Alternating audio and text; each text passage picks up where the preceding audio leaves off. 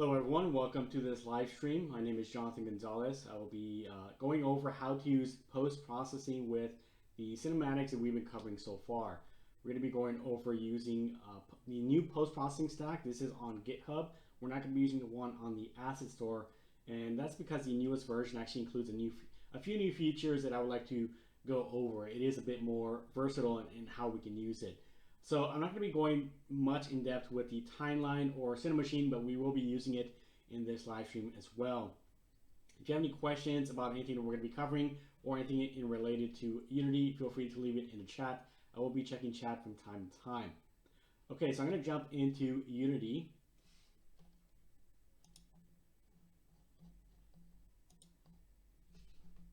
Okay, so here we are in Unity. And I do have a couple of timeline sequences ready to go. And I'm using Cinemachine for this. We're just going to be using a couple of these.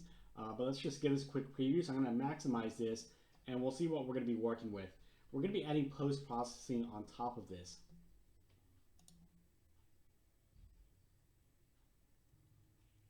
Okay, so we're going to start off in this room, and we're going down that dolly system, that dolly track.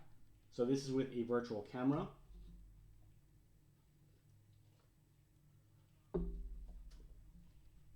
Okay, so it goes through one room and then it goes into that hallway area.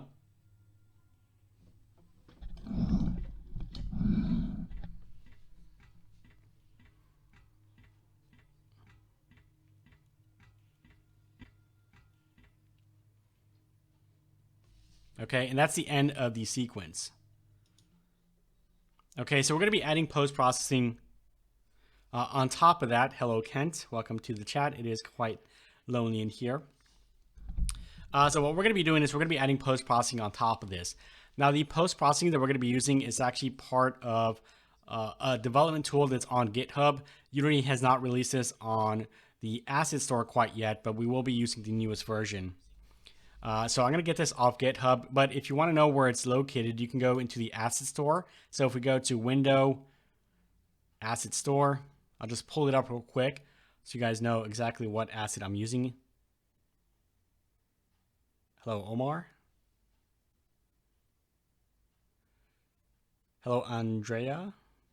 I apologize if I'm mispronouncing your name. So I'm going to be going over where you can find this post-processing package. So in the Asset Store, just type in post-process. And I'm using the one that's not on the Asset Store, but you can find the link to it on the Asset Store itself. So this is the one that's available on the Asset Store. This is an older version. You could use this with the techniques that we're going over today, but there are a few new things in the latest version. So with this stack open, you can see that there is a link at the very top here. It says in development on GitHub. And if you click on that, it'll take you to the GitHub page with the new post-processing version 2. So I'm going to be using that version 2 within this live stream. Okay, before we take a look at anything else, I want to kind of briefly go over how this new stack works because it does work slightly different than the older post-processing.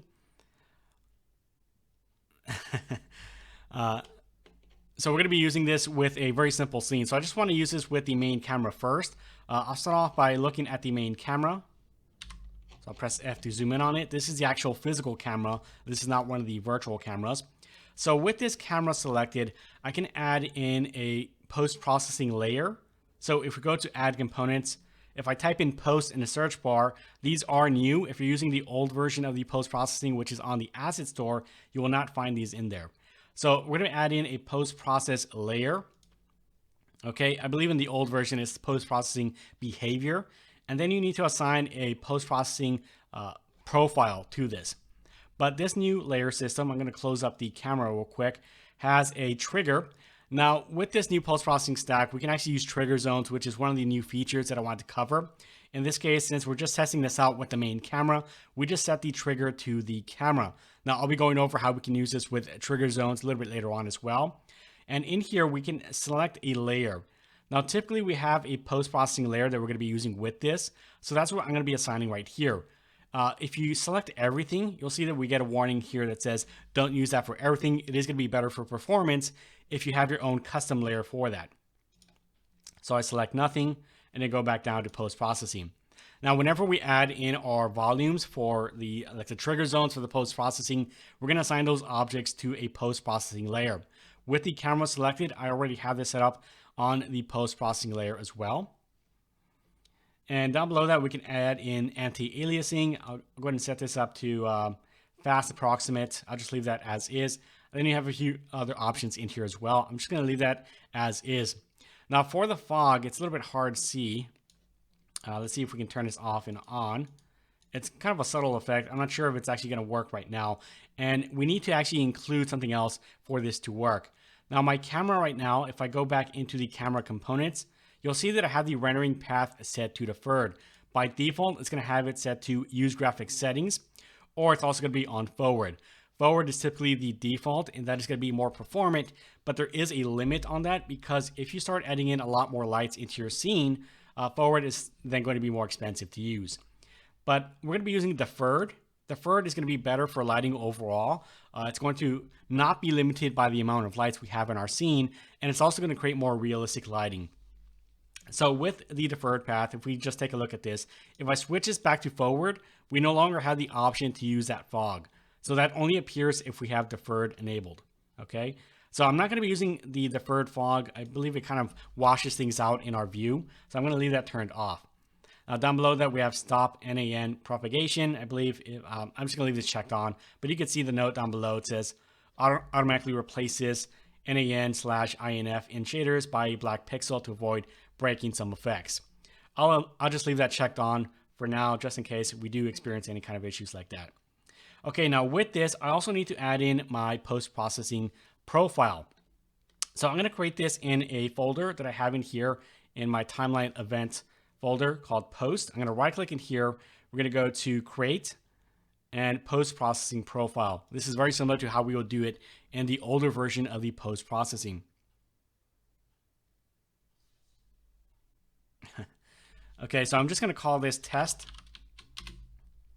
Okay, and within here, this is slightly different in that before with the old post-processing, you would have all the effects visible on whenever you create a post-processing profile, but now we have to actually add these individually. So if I left click on this, I go to Unity, and then we can add in all the different types of effects. Now I can do this from the actual camera itself, but we need to add one more thing. So we have our post-process layer. Now I also need to add in one more, which is going to be a post-process volume. Okay, now with the post-process volume, this is typically going to be applied on things like trigger zones. So within our scene, if I take a look in here, we could have, say, post-processing that is specific to this one room, and then we can have post-processing that is specific to this much darker room over here. That's going to be important because you don't want to have the same post-processing between rooms, because it's going to be very hard to maybe, if you have post-processing for a brighter room, it's probably not going to look that good for a darker room and vice versa. So in this case, we're just testing this out with the camera. So the camera itself is going to be its own volume. In here, we have is global.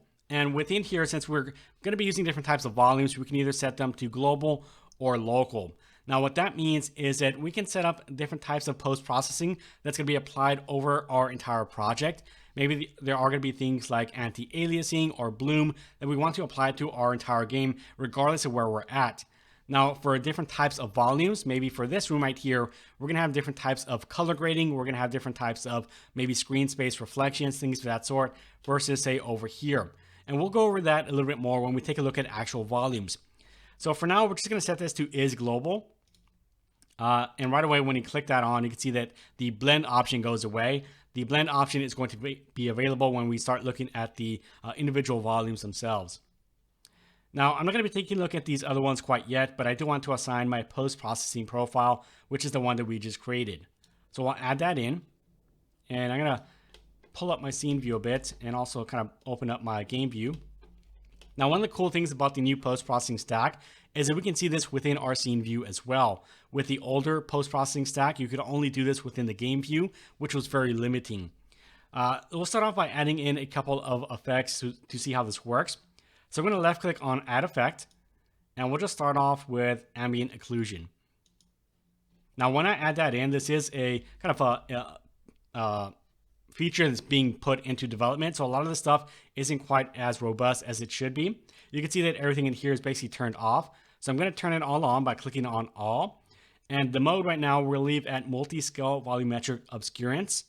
And I'm going to increase the intensity. Right now we don't have any kind of ambient occlusion because the intensity is set to 0. As I start adding this in, you can start to see the ambient occlusion. Now, for those of you who don't know what ambient occlusion is, it's basically all the little shadows in the nooks and crannies of different types of objects, so it looks a little bit more realistic in terms of lighting. Now, I don't want to go too high with this. You can see you can go quite high and it gets quite dark. So maybe something a bit more subtle, maybe like 0.25 will be fine. And you can also adjust the thickness modifier. You can also adjust the mode back to scalable. And this will allow you to get a few more options in here for adjusting the radius and things of that sort. I'm going to set this back down to multi-scale. Now, I'm not going to be adjusting these quite yet. I just want to go over how this works. We can also add in some bloom. So with bloom, this is going to make our lights look a little bit shinier, a little bit like they're actually being emissive. So take a look at the lights in here when we add this in. So I'll click on all. And we need to increase the intensity. And now we have some nice looking lights. It looks like they're actually blooming. We have some emissive properties in there as well. Now, again, I'm not going to be adjusting these properties quite yet. We'll take a look at that with our virtual cameras. But that is the basics of how we can use the post-processing with a single camera. Now, we'll take a look at the post-processing volumes when we take a look at the virtual cameras. We want to be able to use this with our Cinemachine virtual cameras, not just with our main camera here. So I'm going to remove the post-process volume, and we'll take a look at how this works with our virtual cameras. So I'm going to left-click on the gear icon and go to Remove Components. And we'll leave the post-process layer on there. Okay, so this is just going to be applied to our main camera. I do have some virtual cameras already set up. I'm not going to be going over the process of setting up our timeline and things of that sort. So for those of you who weren't here at the very top of this live stream, I'll just kind of scroll up through these timelines so you guys can see what they look like. So the first timeline is this camera right here. So we're starting off in this one room over here, and then we're going down this track all the way up to about right here, and then we're going into a second timeline. So if I scroll up through this, we're starting off right here. And if you want to know how this was done, you can take a look at the last live stream. It is in the archive. So you can take a look at how this is done to create the track with the camera. So we're going through that one room. And then right at the very end here, we then transition into our robot walking timeline. Now, if you were here for one of the first live streams that we did covering this series, this should look familiar. So within this timeline, this is the robot character walking down over here in this area. And you'll notice that we don't have any kind of tracks for this. The virtual camera itself is actually just a virtual camera that has it set up. I'm going to go to solo here. Has it set up so it actually follows and it looks at the robot character. So as we're moving, you'll see that the camera also follows him as well. So we're going to be applying post-processing to all of these different virtual cameras. So we'll start off with our first virtual cam. Okay. We're starting off in kind of a bright room, so we want to have different post-processing profiles based on the rooms that we're in. And I'm just going to switch my scene view over to where it's at, so over here. Okay, so this one room right here is going to have its own specific volume. So we'll create that in here. And the volume itself is really going to be just a trigger, like a regular collider-based trigger. So we can right-click in our hierarchy, and we'll go down to 3D Object, and post-process volume. I'll just rename this to volume 1. Okay, so we know what it is. And it's way over here, so let's just move this into position.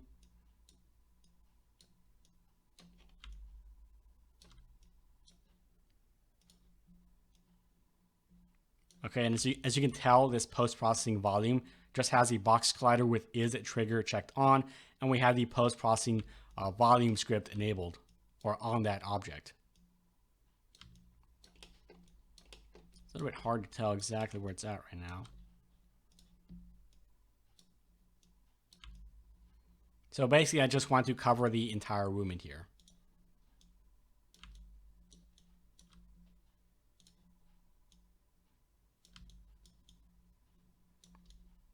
Okay, I think that looks like good coverage in there. And I'll move it back just a bit, just so that once we start going into this little hallway right here, we can then transition into a second volume. So I'm going to duplicate this one. And we're going to move this volume down into the darker room over here.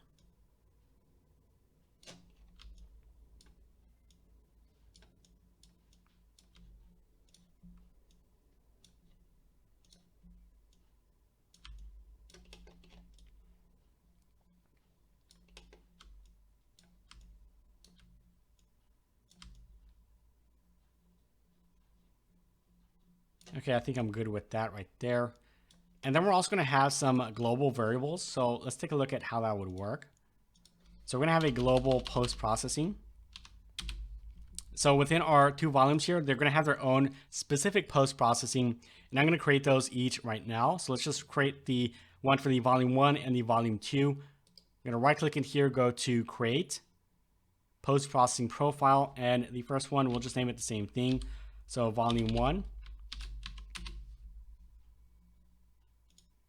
Let's make sure that we assign it before we forget. And I'll create the other one as well.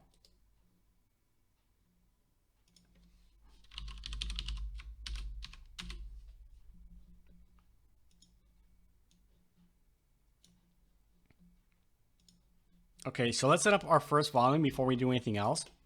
Now within here, I don't want this to be global. I just want this to be localized to this one volume. So everything that we have within our profile is only going to happen when the camera is within this view right here. The blend distance will determine how much blending we're going to have between these different zones. So this is the reason why I didn't go all the way to the edge right here. We're going to have a blend distance that is going to cover basically halfway between each one of these.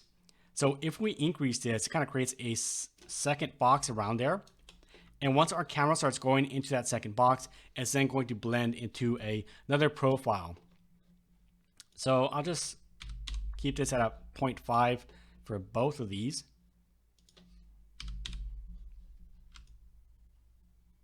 Maybe a little bit more, maybe 0.6, where they're almost touching. Yeah, that'll be fine right there.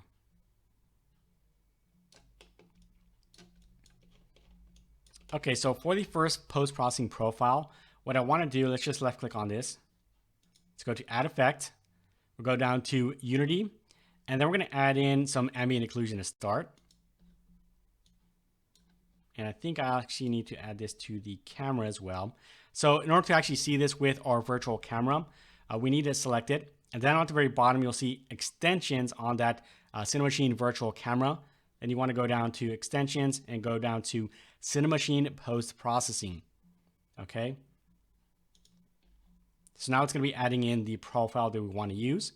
And we want to use the profile for the volume 1. Now, I believe I'm just going to add this in for now. It should change based on the volume that we're in. But we'll just start off with the first volume.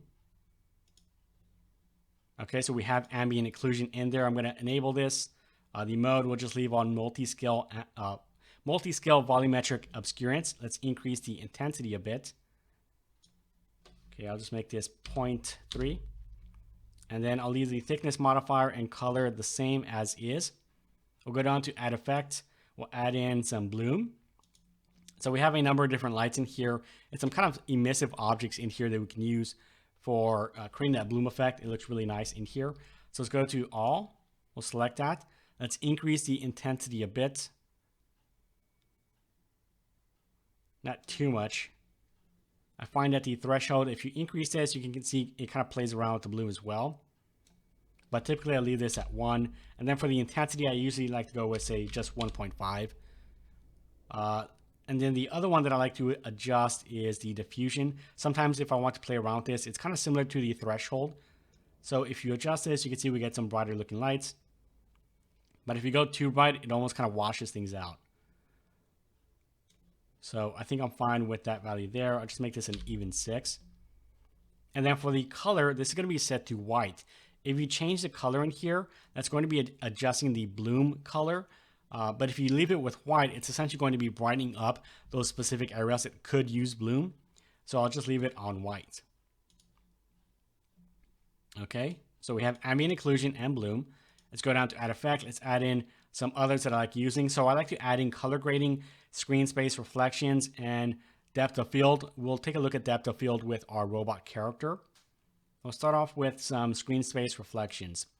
Now with screen space reflections, typically this will only work, actually all the time it will only work if the camera itself, the physical camera, is set to the rendering path of deferred. If you try to use this with forward rendering path, it's not going to allow you to use it. It'll actually pop up with a note saying you need to change it to deferred to actually use this. But the way this works, let me go into the trigger zone here, is that it actually creates accurate reflections based on the environments. Right? This is different than using, say, a reflection probe. A reflection probe is going to create much better looking reflections, but they're not going to be as accurate.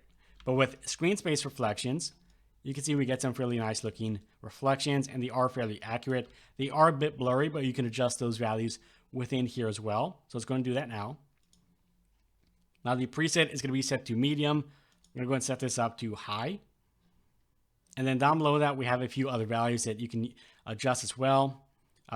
If you adjust the distance fade, you can see how the reflection kind of fades away at the end. That is going to be our distance fade. So if you set this all the way down to 0, it's not going to fade out at all. But it might be a little bit more expensive to use, so I don't recommend doing that. And the vignette kind of darkens it up a bit. So if we increase this, you'll see it get a little bit darker. So if you want to brighten up the scene a bit with the reflections, you can bring this down. Okay, I'll leave that at 0.5 as well. Let's take a look at a few others. So the color grading is one I like to use quite a bit as well. Color grading actually adds quite a bit of depth to your scenes. So I'm going to enable everything in here. The top mode is going to be high definition range. So Omar says fine-tune dialing is always a thing, no matter the software. Indeed. Especially with post-processing, there are a number of different things that you can adjust in here, especially when you take a look at effects like color grading. You can see there's quite a bit in here. I don't typically adjust everything in here. There are just a few things that I like to adjust. I like to go for more subtle effects. So in here, all we're going to be adjusting is the tone mapping. I'll set this to neutral. And you can see there is a subtle change in here. But typically what I like to use the color grading for is for the temperature and the saturation and contrast. So the temperature in here, if we go down into a negative value, it's going to create more of a colder feel. So it gets a little bit more bluish, a little bit more whitish. If you increase this into a positive field, it gets a little bit warmer. It almost feels like it's getting a little bit more brighter and orangey. So this would be good for maybe an outdoor environment, or maybe even something like this. Now, when we get into the other room, like this one over here, that does look much more bluish, maybe having a colder temperature would work well in there. Now for this first room, I'll probably go with just a slight temperature bump. We'll just bump this up to say 5. Okay, to make it look a little bit warmer. And then let's also adjust the saturation and contrast. So for the saturation, if you bring this up a bit, you can see that the colors get a little bit more colorful. And then if you want more of a kind of like a distressed look or more of a faded look, you can bring the saturation down, and you can see how that gets adjusted. So I like to usually, for like this room right here, I'll probably bring this up a bit. I'll just make this an even 4. And then for contrast is going to adjust the highs and lows of the blacks and the whites within your view. So maybe for this environment, I just crank it up a bit in the contrast for a positive value. I'll just make that an even 4 as well. So Omar is asking, are all those post-processing settings applied to the camera? Yes, you can turn them on and off. It's basically just kind of like a shader effect. So it's taking the final output of whatever the camera is looking at, and it's applying all these different types of effects. These are not permanent effects. You can just turn off the post-processing on that whenever you want to change that very quickly. You don't need to bake anything or anything of that sort. So it's a very quick effect that you can add to your games. Okay, so that's all I'm going to be adjusting within the color grading. And then we can also take a look at the depth of field. This is going to come more in hand when we take a look at the character, because we can then use depth of field to focus in on the character, but everything else around him that's a little bit further away will be blurred out. I'm going to grab a quick drink. Okay, so let's click all on this. And it might be a little bit hard to see within here, but we can adjust some things in here. Now with depth of field, this is one of those effects that will not be visible within the scene view. This actually works with our camera itself. So you need to make sure that you have the game view open when you're adjusting things within the depth of field. So let's take a look at this. What I'll do is I'll actually move the first camera down the track a bit so we can see how this works. So we have some things that are actually allowing us to actually use depth. So I'm just going to increase the path position a bit. Maybe something like this. So we have something a little bit closer to the camera and we can use this as our reference point for depth. So we'll go back to our first volume and then we can adjust things in here. So we can adjust maybe the focus distance or the focal length. You can kind of see how it's adjusting it. It's a little bit hard to see. I wish they did have more of a visual representation of what's being affected. This is kind of one of those things that, unless you actually know a lot about how this works, it can be a bit of an experimentation process. So that's how I typically use it. I just find something that looks good for me. Maybe increase the focus distance.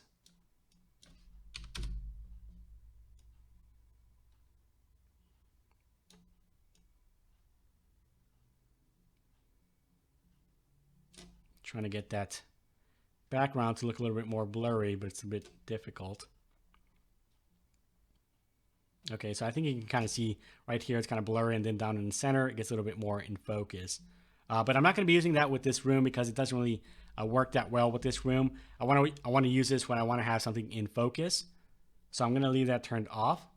And there we go. We no longer have that depth of field effect being applied to this one camera. Okay, so that is our first camera. And once again, if you want to see how this looks with and without the post-processing, what you can do is, let's see, I'm not sure if you can enable everything in here, but we can just kind of turn these things off. And you can see this is what this looks like from the start. Then as we add in these effects, it's starting to look a lot better. Well, not depth of field.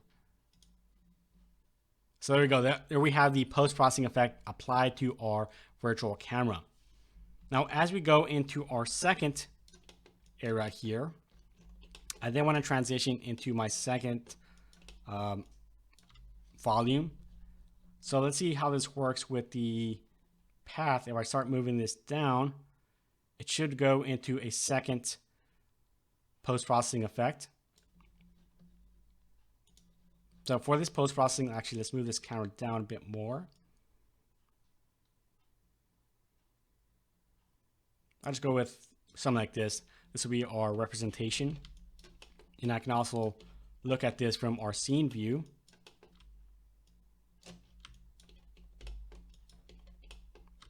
Okay, so for this second volume, I want to use different types of effects.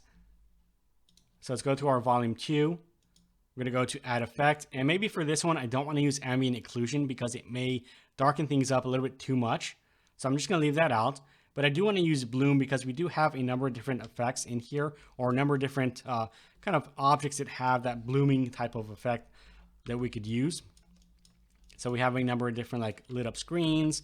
We have a few lights that are kind of glowing. So we're going to be using that for our post-processing in there.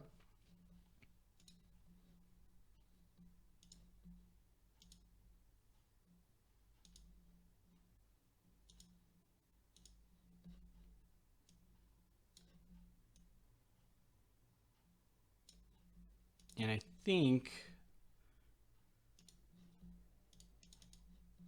there we go.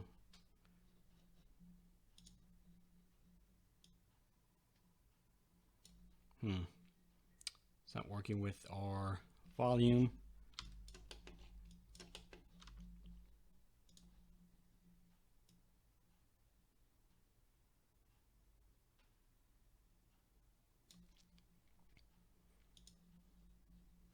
I've had some issues before working with volumes with the virtual camera. Sometimes it doesn't want to take. So we have the layer on here using post-processing. Oh, another thing I need to make sure of. Both these have to have the layer of post-processing. There we go. So now they should work we go back to our first camera, which is on the track, you can see how we're transitioning between those. Now we may need to adjust the, well, I think we have something that'll work.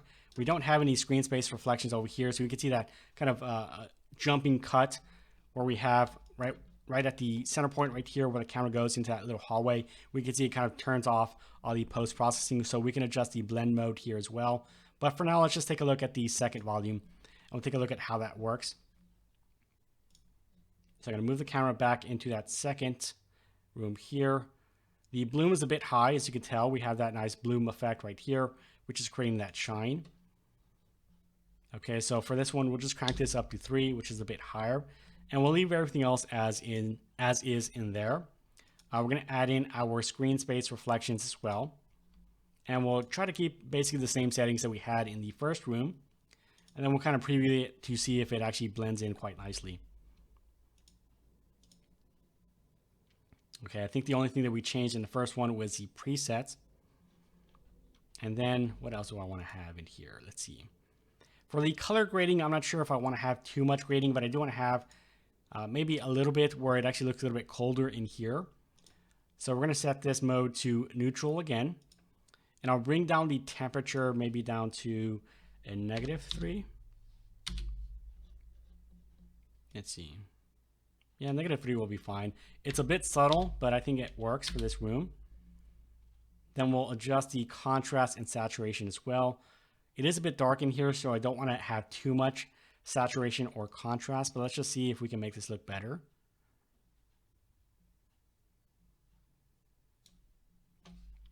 I just go with a +1, and then maybe for the contrast or the saturation,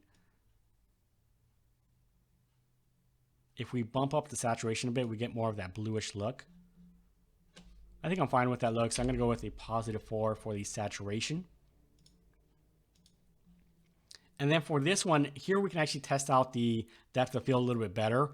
When I was testing this out, I was using this right here as my reference point, whereas everything behind it was kind of blurred out. So if I move the camera back into position where this part is in view, we can then add in the depth of field in our second volume.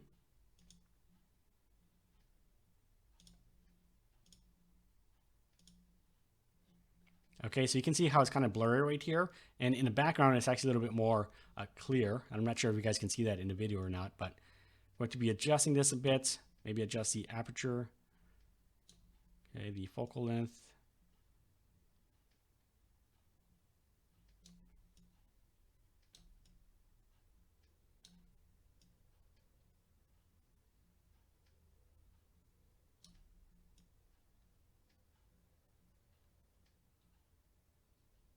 Okay, there we go. A little bit better. Basically, this is what I was trying to show off before, but here we can see that this is almost picture perfect, crystal clear, easy to see, and everything else behind it is kind of blurred out, which makes it kind of stand out a bit. So that's what the depth of field can do for us. And we can actually use this with one of our virtual cameras so that we have the depth of field focused in on our robot character.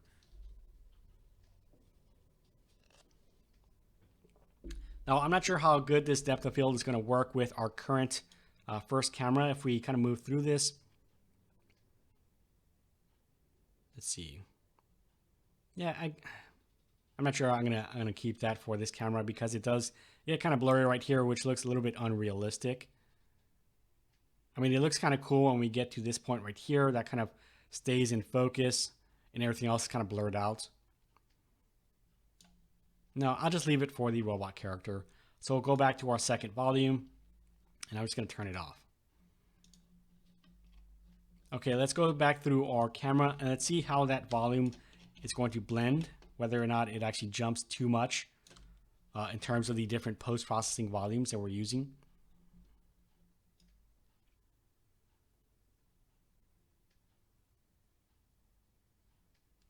Okay, so we don't have that rough cut anymore. I mean, let's see, where's that at right now? Is that right in the center? It is. So I'm going to increase the blending volume here on both of these. So the blend, or the blend distance rather. So I'll bump this up to 0.75. And it looks like that should be good.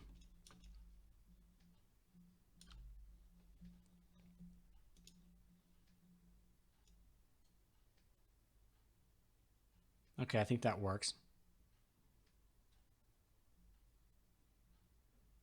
So I'll give this a quick preview in play mode. So we're going to hit play at the very top, and then we'll see how this first volume looks, or that first camera looks, that first virtual camera looks with the post-processing enabled.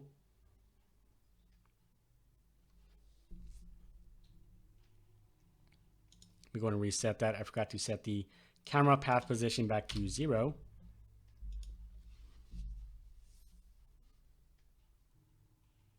Okay, so we have our reflections, the bloom, ambient occlusion. And there did seem to be kind of like a little bit of a jump right there.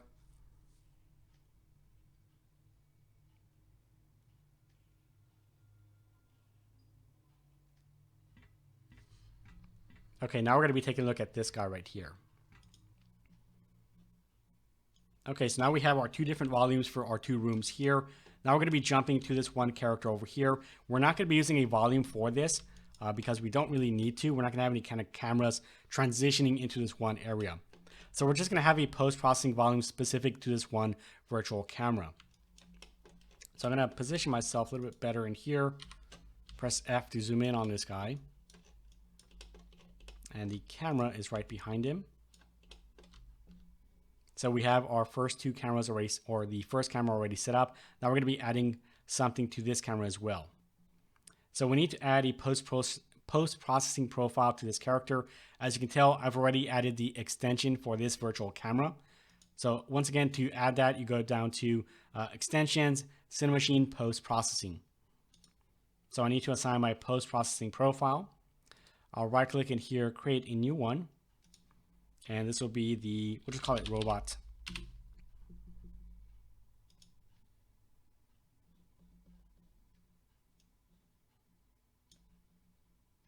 Okay, this is the thing I'm talking about in regards to the depth of field. I'll just turn this off for now. We'll take a look at that in a moment. So for this particular scene, I want to be able to take a look at this in my game view. This is a virtual camera. So let's go back to our virtual camera and we'll click on solo. And by default, you also have the game window guides enabled. It'll show up like this. Obviously, this is not going to help us when we're using post-processing, so we can just disable that so we just get our clean view of what the game is actually looking like.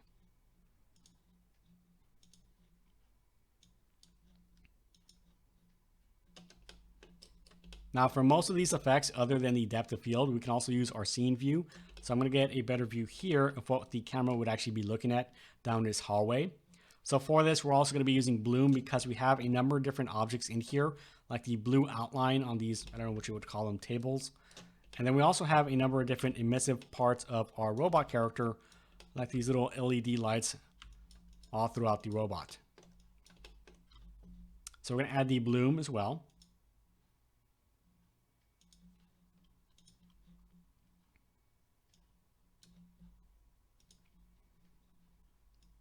And I think for this one, I went up a little bit high. Let's see how high we can go. All the way up to 6. That's probably a little bit too much. But we can also adjust the diffusion and the threshold. So maybe make it quite bright, but maybe reduce the diffusion. So it kind of keeps in a little bit closer. But we still get plenty of bloom along those edges. That's probably a little bit too high. I'll probably just bring it down to 4. And we can see this on this character too.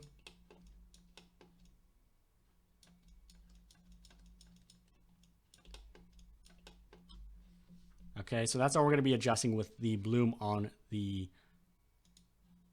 profile. Let's go down to our, let's see, should we add in ambient occlusion? I'll just give this a quick test to see how it looks. We have a lot of nooks and crannies in here that would work well with ambient occlusion, but it may make it too dark. We'll just give this a quick test.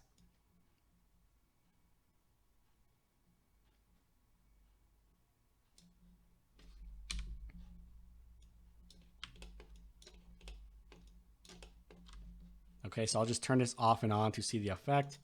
I think it looks better with the ambient occlusion. It creates more of that kind of like that dark and, I don't know, I guess cold part of the lab environment that we're working in. So I'll leave that in. We'll add in a, let's see, go down to color grading. And for this one, once again, I want to create more of a cold feel. If we were in this area over here, we would want to create more of a, like a brighter field, a warmer feel.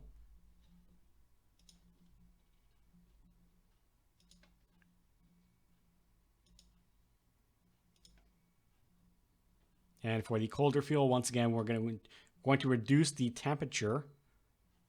I don't want to go too far. I'll just make this 3. And then maybe adjust the saturation as well. It's too much. I'll make that 4 as well. Maybe increase the contrast a bit. Just a bit. I'll make it 4 as well. If we increase the contrast, we get more of that nice bluish effect. And it does look a little bit darker, and it does look a little bit colder as well. The robot character might need to be adjusted further because he looks a little bit too dark. But I think I'm happy with that color grading there. Now we'll add in the depth of field as well. And we also need to add in the screen space reflections. So for the depth of field, I want to be able to actually focus in on the robot character, but everything off in the distance will be slightly blurry. So let's go ahead and adjust those values now. I'm going to close up this camera at the very top so we get a bit more room here. So I'm going to be adjusting the focus distance.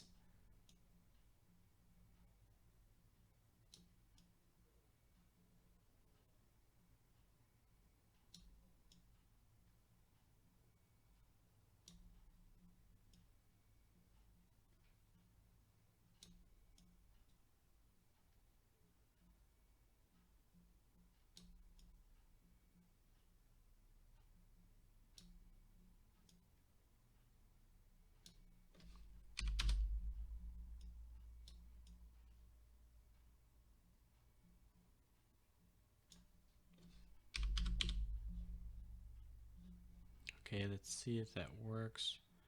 I don't want it to be too blurry over here because then that's kind of overkill. We can also adjust the blurring amount or the blur size. So if you go with smaller, it's going to create a more, not more of a crisper looking look, but it is going to look cleaner as a blur. Whereas if you go with a very large blur, it's going to blur it a bit more. So Omar is asking, would it be cool to someday see how to make an interior visualization of an apartment in Unity? Yes, I would like to go into more architecture stuff. I think that's really dependent on the assets that we have, but I am looking at kind of working with some Blender market authors that have some really high-end architecture stuff. I would like to be able to go over that stuff.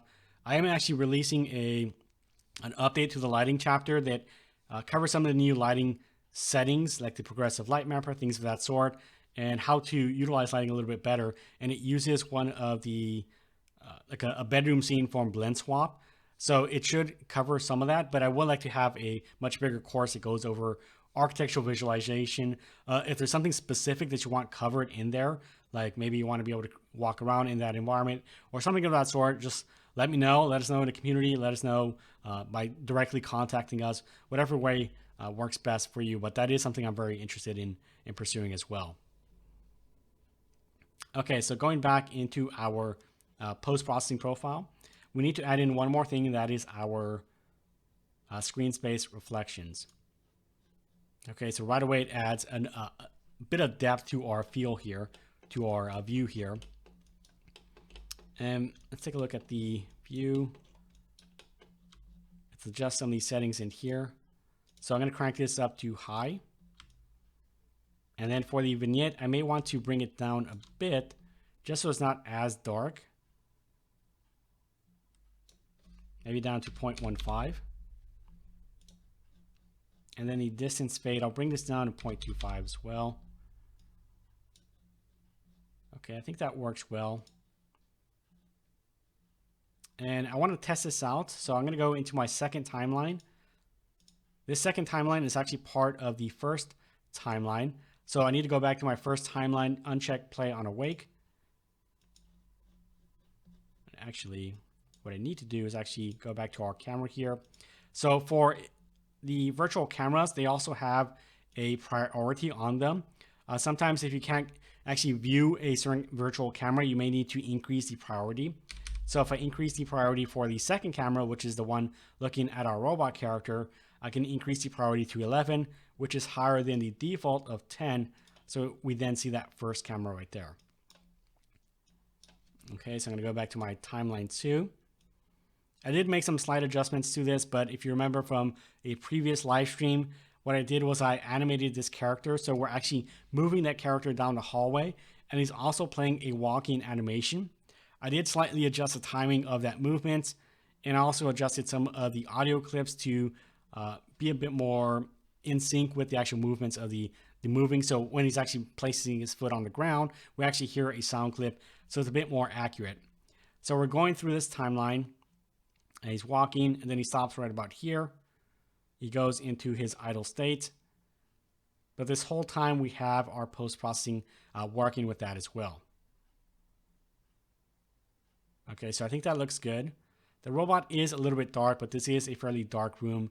And we can see the lights from the tables here and all the lights in this scene kind of reflecting off this character as well. So it kind of helps to brighten him up as well.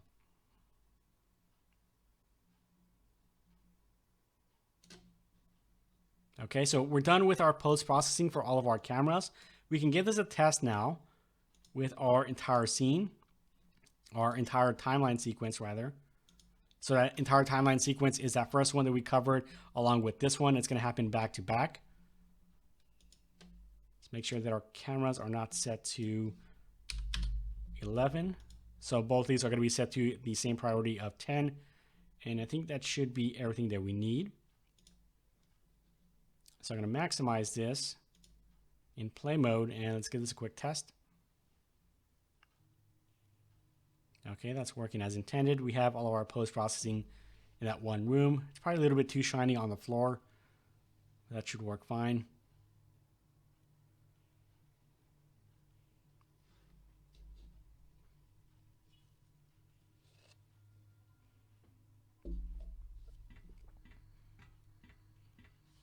Okay, that depth of field is probably a bit too much over here.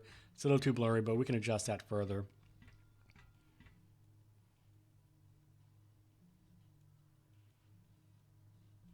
Okay, and that is the end of that. So I'm going to adjust the depth of field a bit for our third post-processing profile. And I want to make sure that I have that view set up. Okay, so I'm going to scrub through this a bit. Let's see if we can go to our second timeline. Maybe adjust the depth of field from this angle. Not sure if I can. I'm just going to try to wing it a bit from this view here.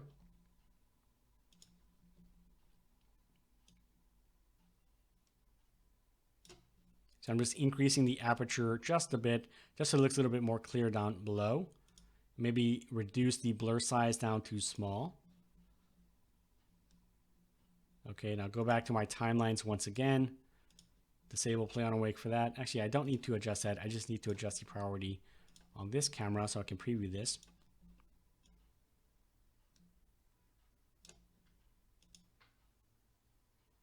Okay, I think that looks better. We have some very subtle depth of field over here, where it's slightly blurry out of view here, but it works for the most part. Okay, and I think we're just about done with our view.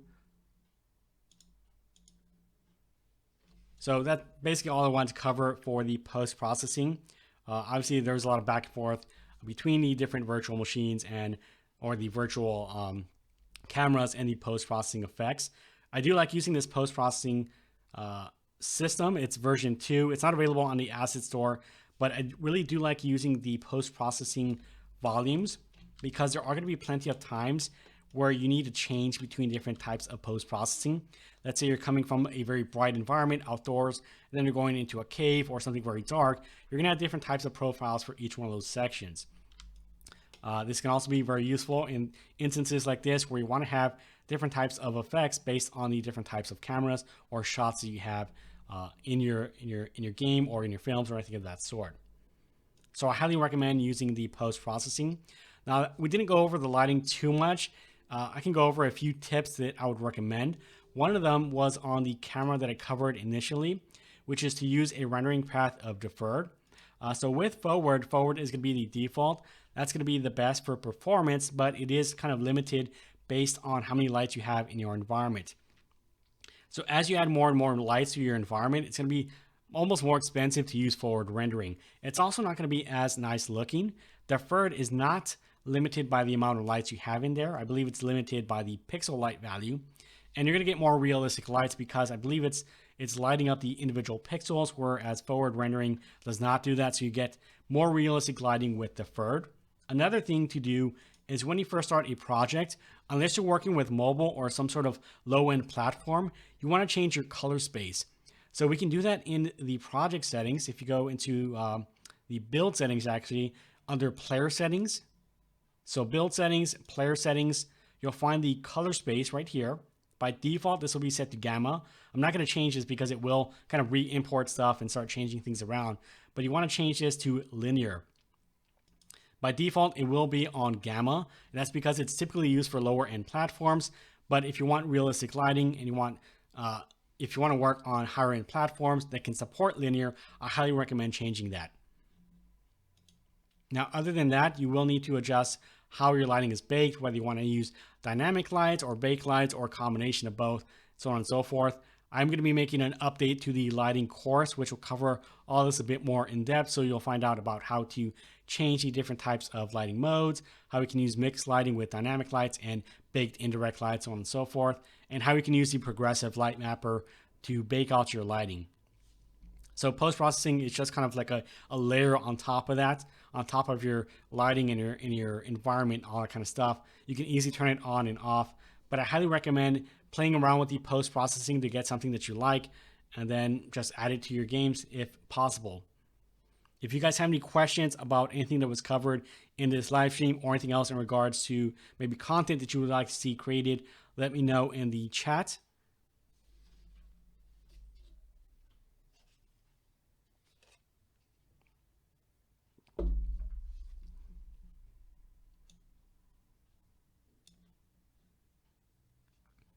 Okay, doesn't look like we have any questions. So if we don't have any questions, if you do have a question after this live stream, you can let us know in the community as well. But if we don't have any other questions, I'm going to go ahead and call it quits now. I really appreciate everyone who joined this live stream, and we'll see